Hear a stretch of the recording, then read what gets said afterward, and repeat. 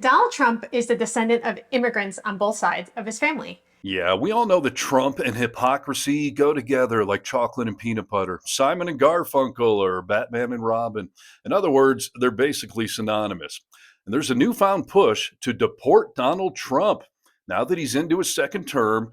And this genealogy video from his first term is being viewed in a whole new light, given this new immigration crackdown and his attempts to delete the 14th Amendment and end birthright citizenship.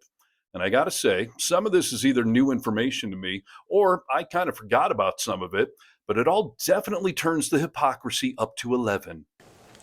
These go to 11. Yeah, so hit subscribe to Really American Media and grab your mental notepad because history class is in session and Mega is not going to like this lesson at all as it has conservative hypocrisy all over it. And this video exploring the genealogy of the Trump family starts off just dripping with irony. Friedrich Trump, the patriarch of the Trump dynasty here, boarded a steamship bound for New York City. And as Christine Phillips of the Washington Post put it, he arrived with little to his name. He didn't know English. He couldn't have possibly known English. He was literate, but in German. So Donnie's grandpa arrived poor and did not speak English, which is indeed ironic given that President Trump just designated English as the official language of America, which is a nod to the racist trope of, in America, we speak English. And it's often used by racist rednecks to demonize those who have made English their second language, which means they speak one more language than the average American does. Yet they're still told to go back to where you came from if they struggle to learn English. And speaking of your country of origin, did you know that Trump lied about his family's roots? Yet, in an intriguing act of revisionist history or confused family history, Donald Trump would later claim that his family hailed not from Germany, but from Sweden. In his book, The Art of the Deal, Trump insisted that, quote, his grandpa came here from Sweden as a child. Yeah, Trump claimed to be Swedish on both his mom and dad's side, and much like a Swedish sauna, the hypocrisy is just starting to heat up. But there's more to this immigrant story than just Friedrich Trump. So the tale of his grandpa takes a twist in 1902 when Friedrich married Elizabeth Christ, a former neighbor from Germany. A year later, the couple is now living in America and Friedrich becomes a citizen.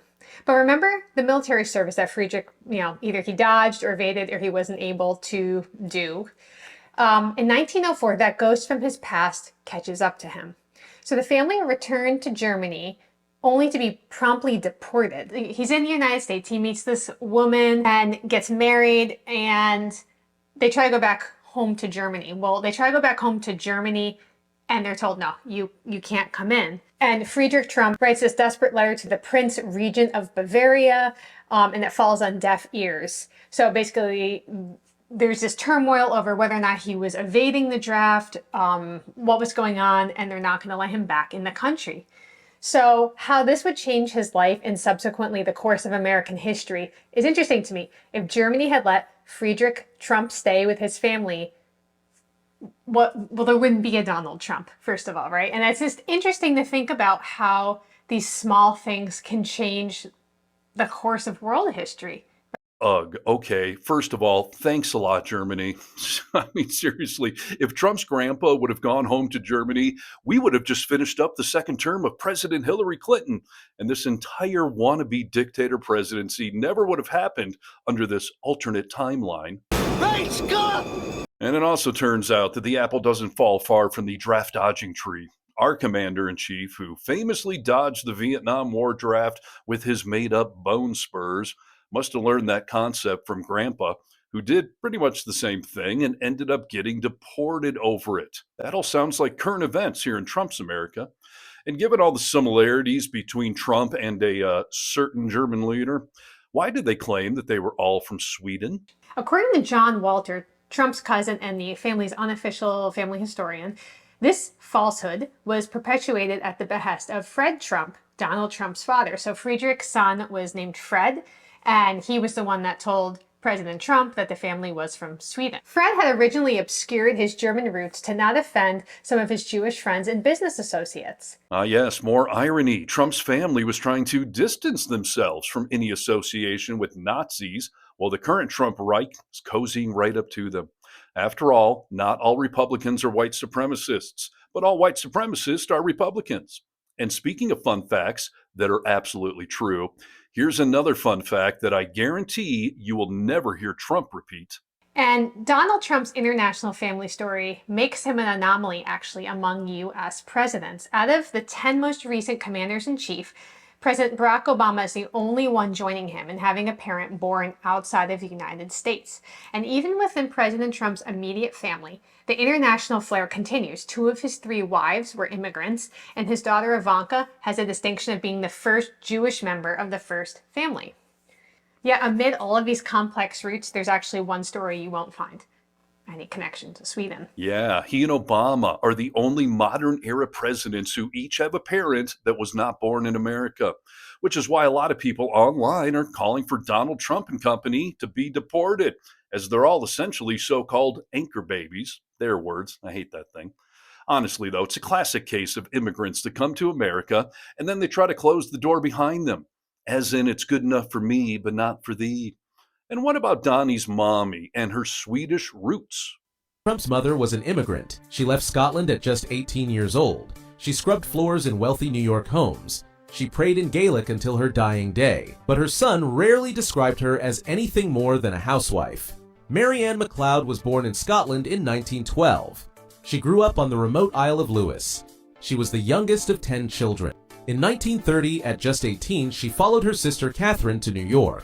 She found work as a nanny for a wealthy family. She lost that job during the Great Depression. After briefly returning to Scotland in 1934, she came back to America for good, having met Friedrich Trump. He was a successful property developer and one of New York's most eligible bachelors. Their marriage in 1936 changed everything. Friedrich was himself the son of German immigrants. He had built a thriving real estate business. The couple settled in Queens. They raised 5 children in comfortable circumstances. Their 4th child, Donald John Trump, would eventually become the 45th president of the U.S. Mary Ann maintained strong connections to her roots. She returned to Lewis throughout her life. She continued to speak Gaelic. She became a U.S. citizen in 1942, but never forgot where she came from. Yeah, Trump's mom came to America at age 18 and was not a U.S. citizen. Meanwhile, Trump has ICE arresting and deporting people who have been here since they were babies, and many of them have green cards or are on a path to becoming a naturalized citizen. That sounds familiar. Same thing that Trump's grandpa and mom had to do, yet Trump sits in his ivory tower of hypocrisy and demonizes immigrants. At least he demonizes the ones that aren't white. Because the other thing that Donnie got from his dad is being a racist prick. In 1927, that your grandfather, Donald Trump's father, Fred Trump, was arrested at a Ku Klux Klan riot in Queens, New York. The article is subtitled "Klan Assails Policemen." It reports that 1,000 Klansmen and 100 policemen staged a free-for-all battle. It lists Fred Trump with his address as one of 7 men who were arrested and arraigned for the assault. And all of this leads to one profound question. What does it mean to be an American? Are we not a country of immigrants who all came here for a better life, unless you're a Native American?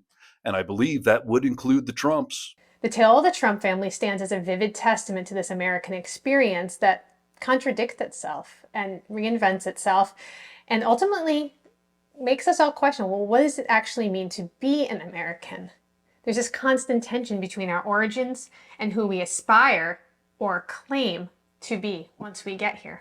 Yeah, and on one level, I suppose it's okay to pretend to be what you want to be now that you're here, to forge a new path forward for your family. But if you deny where you came from so that you can demonize people that are on that exact same path, well, best case scenario, it makes you a hypocrite.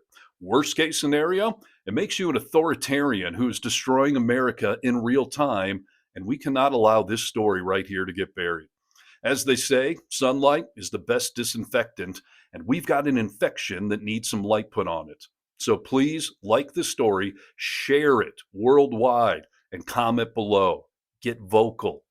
From the Vocal Minority with Nick and Steve podcast, I'm Steve Harness for Really American Media.